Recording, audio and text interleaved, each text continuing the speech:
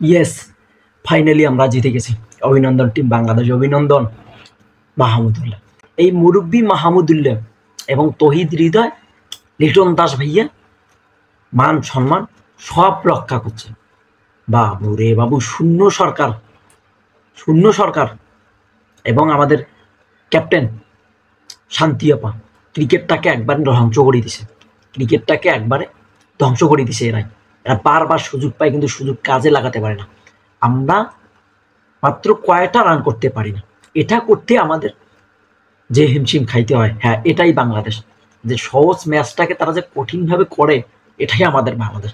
আজকে যদি আমরা যদি ম্যাচটা যদি কোনোভাবে হারতাম, আমাদের সম্মান যা ছিল সেটাও ডুবে যেত। এই যে বাংলাদেশকে এত এত সাপোর্ট দেওয়ার পরও তারা কামব্যাক করতে পারতেছে না। হাসারাঙ্গা একজন ক্যাপ্টেন, হাসারাঙ্গা যখন বাংলাদেশের উইকেটগুলো যখন পড়ে তখন সে আমাদের কিন্তু হওয়া দিছে। এই তহিদ হৃদয়, এই ইয়াং বয় তহিদ হৃদয় মামাক 3টে ছক্কা মারছে। মামাক কিন্তু রাস্তায় রাস্তায় বাজারে বাজারে ডেনে ডেনে শেষ পর্যন্ত আমরাই কিন্তু রাস্তায় রাস্তায় বাজারে বাজারে ডেনে ডেনে পতাইছিলাম। কিন্তু এই জায়গায় এন দিয়ে মাহমুদুল্লাহ রিয়াদ ভাই ম্যাচটা কিন্তু দুর্দান্তভাবে কামব্যাক করলো।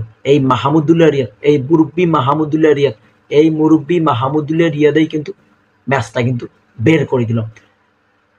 খেলাটা মোটামুটি আমাদের পক্ষে ছিল, সহজ ম্যাচ, একটা খুব সহজ ম্যাচ, কিন্তু দিন শেষে এই সহজ ম্যাচটাকে আমরা কঠিন করে ফেলাইছি।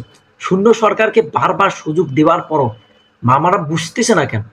ক্রিকেট খেলা তো এইভাবে খেলা যায় না, ক্রিকেট খেলাটা প্রপার খেলাটা তো শিখতে হবে। মামারা কেন, আপনারা ওই পারেন শুধু ডাক ডাক ডাক ডাক মারতে। লিটন দাস ভাইয়া যদি এই রান কয়টা না করতো তাহলে বাংলাদেশ আজ কোথায় যাইতো?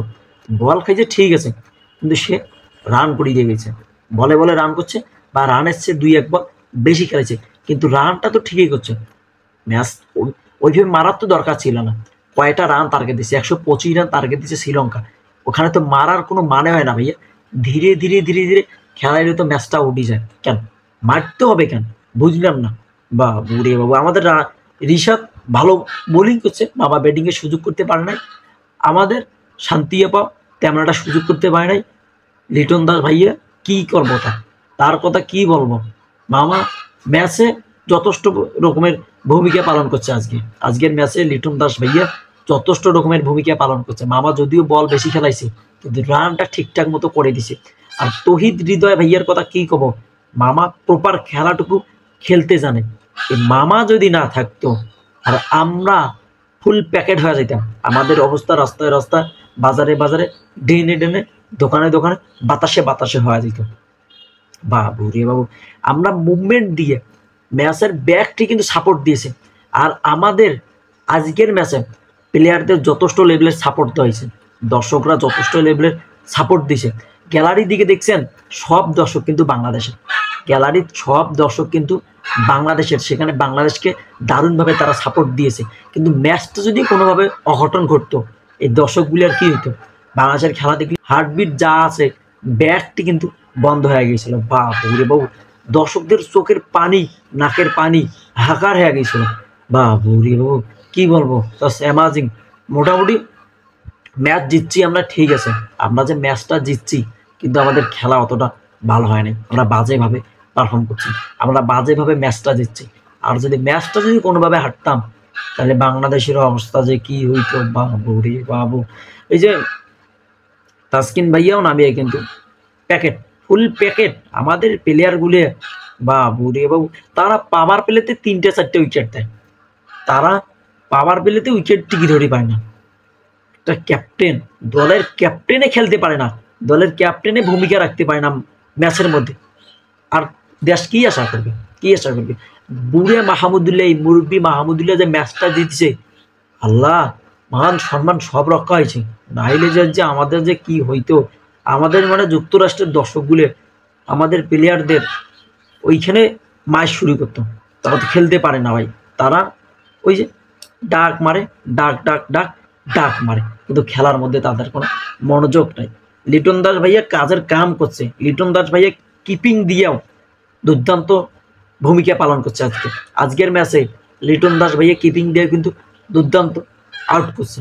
লিটন দাস ভাইয়া কোনো রকমে গাইলা যাইবে না মামা, most of the senior player কখন কাম ব্যাক করবে বলাটা খুব মুশকিল। লিটন দাস ভাইয়া কিপারটা ঠিকঠাক মতো পালন করছে। খেলা দেখি যাই হোক অবশেষে এখন শান্তি লাগতেছে, খেলা দেখি এখন অবশেষে শান্তি লাগতেছে।